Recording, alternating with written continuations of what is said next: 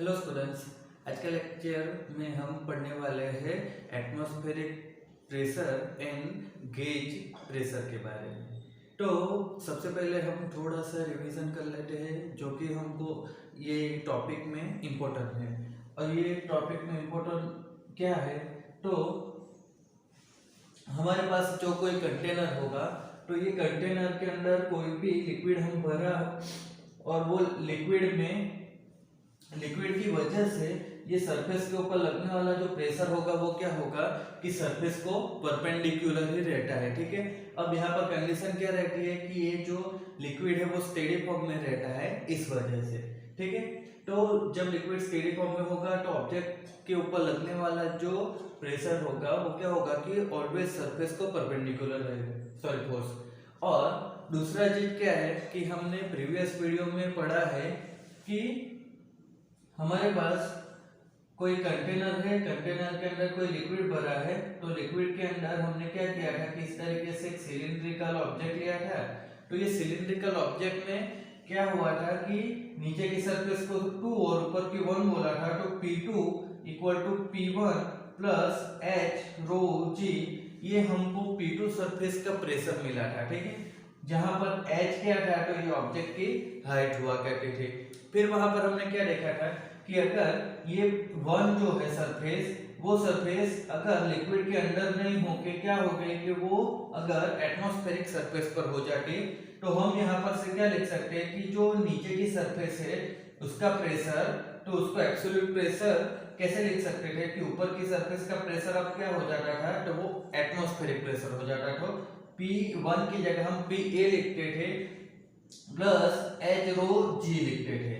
तो यहाँ पर होता क्या था कि जब एटमॉस्फेरिक सरफेस से नीचे आप जाओ तो जितनी हाइट पर आप जाओगे तो उस हाइट के अकॉर्डिंग तो क्या होगा कि आपकी जो सरफेस होगी उसके ऊपर H रो G जितना एक्स्ट्रा प्रेशर लगता था कंपेयर टू एटमॉस्फेरिक प्रेशर। ये देखो, तो एटमॉस्फेरिक प्रेशर तो लग ही रहा है, बट उसके साथ साथ क्या हो रहा है कि H रो G जितना प्रेशर नीचे वाली सरफेस पर ज्यादा लगता था। तो ये चीज हमको याद रखनी थी। अब वहां पर क्या हो रहा था कि P minus PA equal to H rho G लिख सकते थे। तो ये जो मिलता था ना, इसको एक्चुअली गेज प्रेशर बोलते हैं। तो जब भी कभी आपको कोई अंडर का प्रेशर मेजर करना हो किसका, लिक्विड के अंदर का, तो वहां पर क्या होता है कि हमको गेज प्रेशर की जरूरत पड़ती है। ठीक है, तो ये जो हमने फॉर्मूला पढ़ा था, ठीक है, इसी का यूज करते हुए आज हमको क्या देखना है, एटमॉस्फेरिक प्रेशर और गेज प्रेशर के बीच का रिलेशन देखना है। ठीक है, अब यहाँ पर हमने जो स्टार्टिंग के लेक्चर में बात की थी कि जो mm ऑफ Hg, टॉर, इस तरीके के जो अलग अलग यूनिट आते थे, तो वो यूनिट क्या कहते थे उसके बारे में भी देखना है। तो यहाँ पर सबसे पहले टॉर्सिलिनी नाम का जो एक साइंटिस्ट था उसने एक एक्सपेरिमेंट किया था इसके ऊपर। तो वहां पर उसने क्या किया था कि जो मर्क्यूरी होता है, ठीक है, तो वो मर्क्यूरी को लेकर उसने एक एक्सपेरिमेंट किया था। एक कंटेनर में क्या किया था कि पूरा मर्क्यूरी भरा था, ठीक है, ये मर्क्यूरी भरा था। और दूसरा क्या किया था कि स्टैंडर्ड ट्यूब लिया था और वो ट्यूब में भी उसने क्या किया था, मर्क्यूरी भरा था। और फिर उस ट्यूब को क्या किया था कि ये कंटेनर के अंदर उल्टा रख दिया था।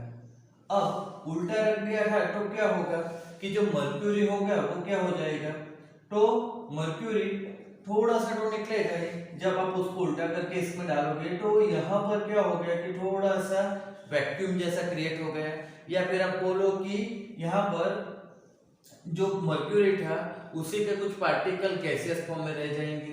तो अब ये कंडीशन में यहाँ पर आप प्रेशर मेजर करने जाओ तो क्या होगा कि हम यहाँ पर कोई ए पॉइंट ले रहे हैं, ठीक है, ए पॉइंट कहाँ पर, तो ये जो ट्यूब हमने लिया है उसके अंदर, और एक बी पॉइंट यहाँ पर ले रहे हैं।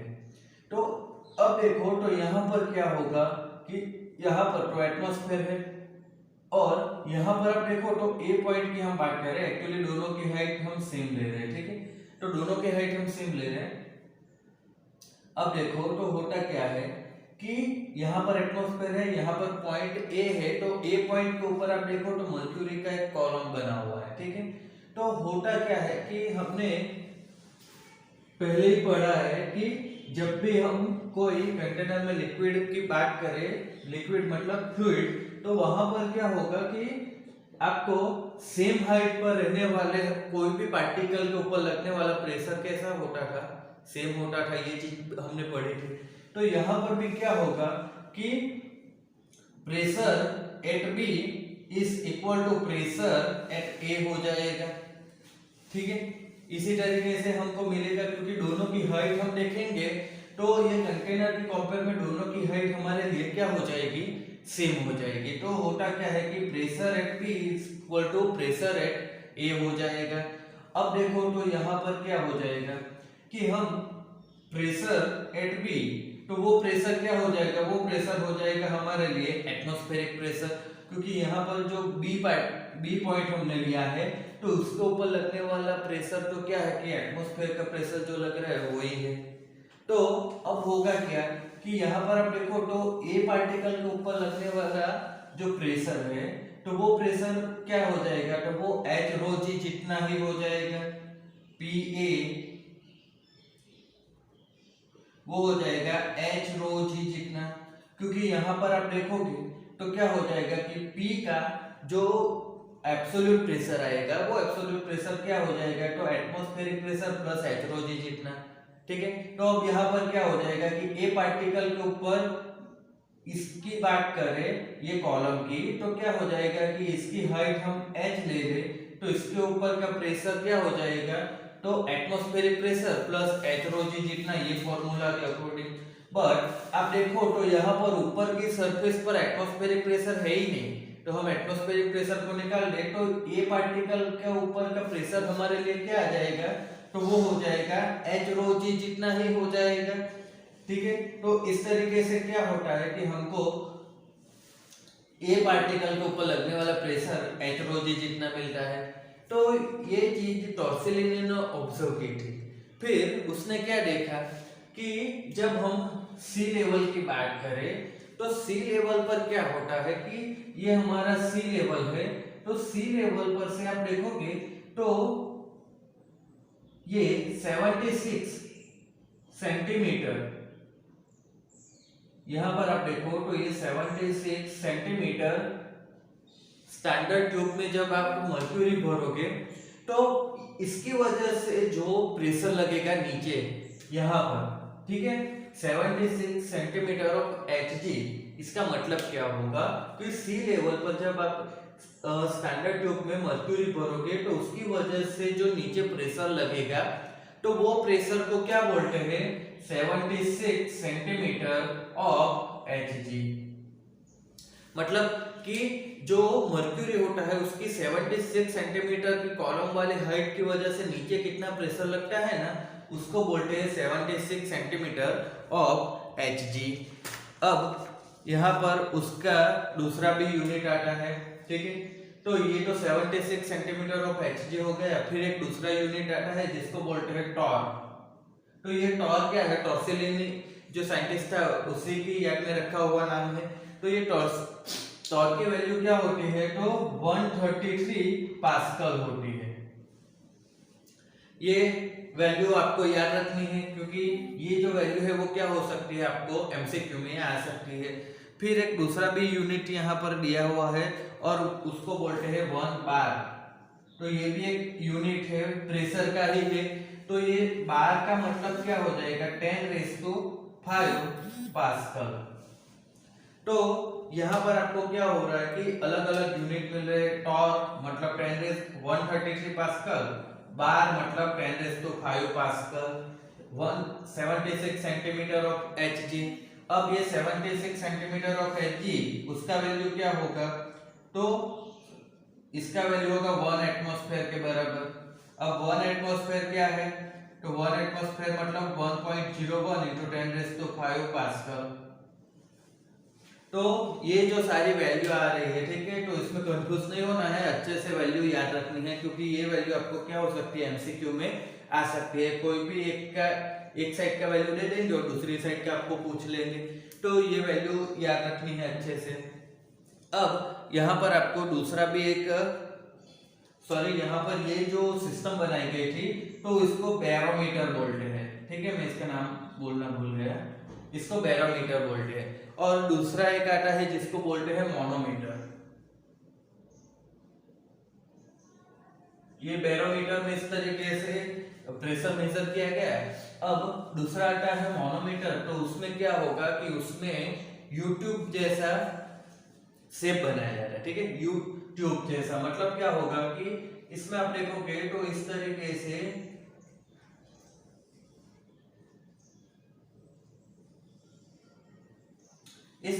एक शेप बनाया जाता है।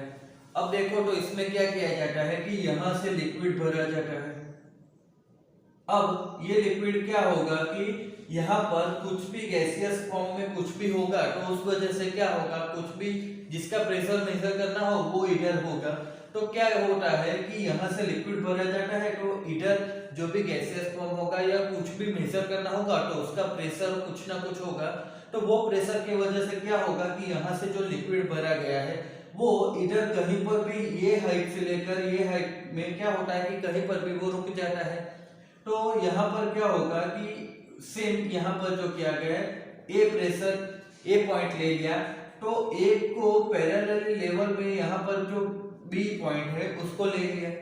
तो यहाँ पर भी सेम थिंग होगी कि ए का जो प्रेशर होगा वही बी का प्रेशर होगा, ठीक है। तो अब बी का प्रेशर हम कैसे मेजर कर सकते हैं, तो बी के ऊपर देखो आपको क्या होगा कि ये ऊपर पीए एटमॉस्फेरिक प्रेशर है, ठीक है। और बी की हाइट h जितनी है, ठीक है, एटमॉस्फेरिक प्रेशर से, तो Pb इक्वल टू हम क्या लिख सकते हैं Pa प्लस h रो जी। इस तरीके से हम मेजर कर सकते हैं किसका, बी का प्रेशर। अब बी का प्रेशर जो आएगा वही क्या होगा कि सेम ए का प्रेशर होगा। तो ए के ऊपर कितना प्रेशर लग रहा है वो हमको पता चल गया है, तो वही प्रेशर क्या होगा, तो वो प्रेशर यहाँ पर जो भी हमारे सिस्टम है जिसका प्रेशर मेजर करना था तो उसके बराबर ही हो गया, ठीक है। तो इस तरीके से ये जो मोनोमीटर होता है उसमें भी प्रेशर हम मेजर कर सकते हैं। तो आज का लेक्चर में हमने दो इंस्ट्रूमेंट के बारे में पढ़ा जिससे हम प्रेशर मेजर कर सकते हैं, एक बैरोमीटर है और एक मोनोमीटर है, ठीक है। अब हम इसके रिगार्डिंग न्यूमेरिकल्स करेंगे।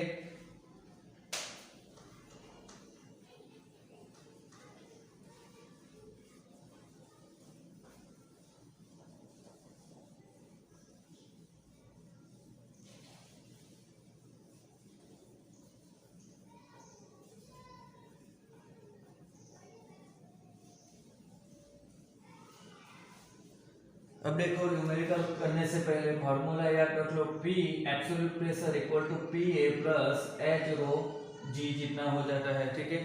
फिर दूसरा क्या होता है कि Pa equal to H rho G जितना हो जाता है, ठीक है। मतलब कि एटमॉस्फेरिक प्रेशर जो होता है वो गेज प्रेशर के बराबर हो जाता है, ठीक है। तो ये दो चीज याद रखनी है। इसी के ऊपर से क्या होगा कि हमको न्यूमेरिकल्स करने हैं। तो पहला न्यूमेरिकल हम देखते हैं एग्जांपल 10.3। अब ये 10.3 जो एग्जांपल है उसमें हमको क्या बोला गया है कि जो एटमॉस्फेरिक प्रेशर हमको यहाँ पर फाइंड करना है। अब सी लेवल पर डेंसिटी दी गई है 1.29 एटमॉस्फेयर की, तो हमको यहाँ पर करना है कि एटमॉस्फेयर कितनी हाइट तक ऊपर हो सकता है। मतलब कि रो इक्वल टू हमको यहाँ पर दिया गया है 1.29 kg पर मीटर क्यूब। अब हमको यहाँ पर बोला गया है कि ये सी लेवल है, ठीक है। तो सी लेवल पर यहाँ पर 1.29 kg का एटमॉस्फेयर है, तो ये ऊपर कितनी हाइट तक एटमॉस्फेयर हो सकता है, ठीक है, ये हमको फाइंड करना है। तो हमको यहाँ पर करना क्या होगा कि हमको ये दिया गया है रो इक्वल टू, ठीक है। तो अब हमको यहाँ पर करना क्या होगा कि हमको हाइट फाइंड करनी है, तो हमको ये फॉर्मूला लगाना पड़ेगा Pa equal to H rho G जितना। तो यहाँ पर से हम क्या कर सकते हैं, H इक्वल टू क्या लिख सकते हैं, Pa अपन रो इंटू G। अब देखो तो पीए मतलब क्या होगा कि एटमॉस्फेरिक प्रेशर, तो वो तो उसकी वैल्यू तो पता है 1.01 × 10⁵ और डिवाइड बाय क्या हो जाएगा, तो ये आ जाएगा 1.29 × g, तो उसकी वैल्यू 9.8। तो ये जो आंसर होगा ये आंसर हो जाएगा अप्रोक्सीमेटली 7989 मीटर। तो इसको 1 किलोमीटर बोल सकते हैं। तो यहाँ पर आप देखोगे तो क्या हो रहा है कि 1 किलोमीटर तक ये जो 1.29 डेंसिटी है, तो अगर हम एटमॉस्फेयर की डेंसिटी 1.29 ले ले तो जो एटमॉस्फेयर है वो 8 किलोमीटर तक ऊपर फैला हुआ है, ऐसा हम कह सकते हैं। बट रियल में एक्चुअली वो ओनली 8 किलोमीटर नहीं है, वो 100 किलोमीटर तक फैला हुआ है अर्थ की सरफेस से। बट होता क्या है कि जैसे जैसे ऊपर जाते हैं डेंसिटी कम होती जाती है। अब दूसरा एग्जांपल करते हैं हम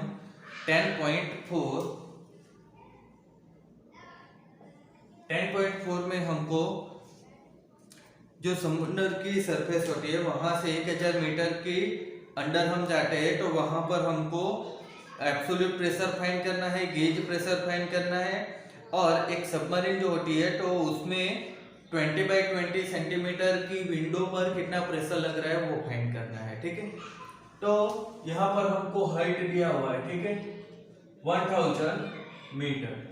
ठीक है, दूसरी बात कि यहाँ पर जो डेंसिटी है वाटर की, ठीक है, समंदर में वाटर ही होता है बट उसकी डेंसिटी 1 नहीं है, 1.03 दी गई है, 1.03 10⁻³ kg/m³, ये उसकी डेंसिटी दी गई है।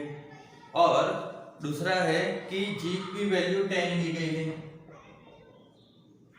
अब देखो तो हुआ क्या है कि ये सी लेवल है, तो सी लेवल से क्या बोला गया है कि यहां पर ये 1000 मीटर नीचे है। ठीक है, h = 1000 मीटर है। तो यहाँ पर आपको एब्सोल्यूट प्रेशर फाइंड करना है, तो एब्सोल्यूट प्रेशर क्या होता है, P = क्या हो जाएगा, तो PA + h⍴g, तो ये एब्सोल्यूट प्रेशर हो जाएगा। तो ऊपर देखो तो सी लेवल है, तो सी लेवल के ऊपर एक्चुअली क्या होता है, एटमॉस्फेयर होता है। ठीक है, तो एटमॉस्फेयर का प्रेशर लगेगा और 1000 मीटर नीचे है तो वो हाइट का वजह से यहाँ पर एक्स्ट्रा प्रेशर लगेगा, तो वो दोनों मिला के एब्सोल्यूट प्रेशर मिलेगा। तो PA = क्या हो जाएगा, तो एटमॉस्फेरिक प्रेशर 1.01 × 10⁵ प्लस h⍴g, तो ये हो जाएगा 1000 × g की वैल्यू हो जाएगी 10 और रो की वैल्यू 1.03 × 10⁻³ तो यहां से हमको एब्सोल्यूट प्रेशर जो है उसकी वैल्यू मिलेगी 1.1041 × 10⁵ पास्कल। तो यहां से इसकी वैल्यू एटमॉस्फेयर में लिखनी हो तो 10⁵ पास्कल = 1 होता है, तो इसको लिख सकते हैं 104 एटमॉस्फेयर। ये क्या हो जाएगा, एब्सोल्यूट प्रेशर। ठीक है, इसकी वैल्यू ये पास्कल में थी, एटमॉस्फेयर में कन्वर्ट की है बस। अब दूसरी है कि हमको गेज प्रेशर फाइंड करना है, तो ये 1 हो गया। सेकंड में गेज प्रेशर फाइंड करना है, तो वो क्या होता है, P - PA = h⍴g, तो ये गेज प्रेशर होता है। तो अब देखो तो हमारे पास क्या है कि P - PA वो h⍴g गेज प्रेशर है। तो अब देखो तो P क्या है, तो P 104 एटमॉस्फेयर है, उसमें से एटमॉस्फेयर की प्रेशर कितना होता है, तो 1 एटमॉस्फेयर होता है। तो हम यहाँ पर क्या करते हैं, एक्चुअली एटमॉस्फेयर का प्रेशर माइनस कर रहे हैं, तो वो h⍴g के बराबर होगा। तो गेज प्रेशर h⍴g वो क्या हो जाएगा, 103 एटमॉस्फेयर हो जाएगा। तो ये हमने डायरेक्ट वैल्यू यहाँ पर रख दी है। ठीक है, पूरा कैलकुलेशन करने की जरूरत नहीं है, ये एटमॉस्फेयर में कन्वर्ट किया तो ये यहाँ पर हम यूज कर सकते हैं। एटमॉस्फेयर की वैल्यू माइनस करने के आएगी तो PA मतलब तो एटमॉस्फेरिक प्रेशर ही है, तो उसकी वैल्यू 1 ले ली, तो ये 104 है, तो माइनस करके 103 एटमॉस्फेयर मिल गया। अब जो आता है वो इम्पोर्टेंट है, ठीक है। अब हमको यहाँ पर क्या फाइंड करने को आएगा कि ये यहाँ पर एक सबमरीन है, तो ये सबमरीन के ऊपर क्या है कि ये 20x20 एक विंडो है। तो 20x20 सेंटीमीटर स्क्वायर की एक विंडो है। तो यहाँ पर हम इसको देखेंगे तो क्या हो जाएगा कि ये 400 सेंटीमीटर स्क्वायर हो जाएगा। अब देखो तो इसको हम क्या लिख सकते हैं, 400 इंटू 10⁻⁻⁴ मीटर स्क्वायर, मीटर में कन्वर्ट किया है। तो इसको हम एक्चुअली क्या लिख सकते हैं, 0.04 मीटर स्क्वायर, इस तरीके से लिख सकते हैं। तो यहां पर हमको क्या होगा कि ये एरिया मिल गया है। अब हमको एक्चुअली पूछा क्या है कि इसके ऊपर लगने वाला फोर्स फाइंड करना है, ठीक है। तो अब देखो तो ये हमारे पास ये विंडो आ गई, ठीक है। तो ये बाहर की ओर क्या होगा कि सी लेवल जो लिक्विड होगा, फ्लूइड होगा, ठीक है, पानी वो होगा, और अंदर की ओर क्या होगा तो एटमॉस्फेयर ही होगा, ठीक है। अंदर तो कोई आदमी होंगे तो वो थोड़ी पानी में रहेंगे, तो अंदर एटमॉस्फेरिक प्रेशर होगा, और बाहर क्या होगा कि लिक्विड होगा, और लिक्विड की वजह से लगने वाला प्रेशर होगा, और अंदर क्या होगा तो एटमॉस्फेरिक प्रेशर होगा। तो ये जो प्रेशर डिफरेंस आएगा उस वजह से वहां पर कुछ फोर्स लगेगा, तो वो फोर्स हमको फाइंड करना है। तो फोर्स हमको फाइंड करना है, तो फोर्स इक्वल टू क्या हो जाएगा, प्रेशर इनटू एरिया। तो यहां पर क्या होगा कि विंडो के ऊपर लगने वाला जो प्रेशर होगा वो प्रेशर क्या हो जाएगा, तो देखो यहां पर इतनी हाइट, इतनी डेप्थ में जो प्रेशर लग रहा था वो प्रेशर क्या था, 104 एटमॉस्फेरिक प्रेशर था, ठीक है। अब ये जो विंडो होगी तो अंदर की ओर तो हवा होगी, तो हवा की वजह से जो प्रेशर लग रहा था वो एटमॉस्फेरिक प्रेशर था। तो दोनों के इसके ऊपर लगने वाला, विंडो के ऊपर लगने वाला नेट प्रेशर कितना आएगा, तो बाहर का प्रेशर और अंदर का प्रेशर का डिफरेंस, तो बाहर का प्रेशर कितना है, तो वो था एब्सोल्यूट प्रेशर 104 एटमॉस्फेयर, उसमें से माइनस करना कितना होगा, तो 1 एटमॉस्फेयर जितना, तो एक्चुअली 103 जो कि गेज प्रेशर है उतना ही नेट प्रेशर ये विंडो के ऊपर लगेगा। तो उस वजह से यहाँ पर प्रेशर कितना आएगा, 103 एटमॉस्फेयर के जितना प्रेशर आएगा। तो ये 103 एटमॉस्फेयर है, तो उसको 10⁵ के साथ मल्टीप्लाई कर दो तो वो पास्कल में कन्वर्ट हो गया, ठीक है। पास्कल मतलब न्यूटन पर मीटर स्क्वायर। तो इसको हम क्या करेंगे, 0.04 हमारा जो एरिया है मीटर स्क्वायर उसके साथ मल्टीप्लाई करके, तो यहाँ पर हमको आंसर 4.12 न्यूटन मिलता है। तो होता क्या है कि ये 4.12 न्यूटन जितना फोर्स ये जो विंडो होती है उसके ऊपर लगता है, ठीक है। तो आज का लेक्चर हम यहाँ पर खत्म करते हैं।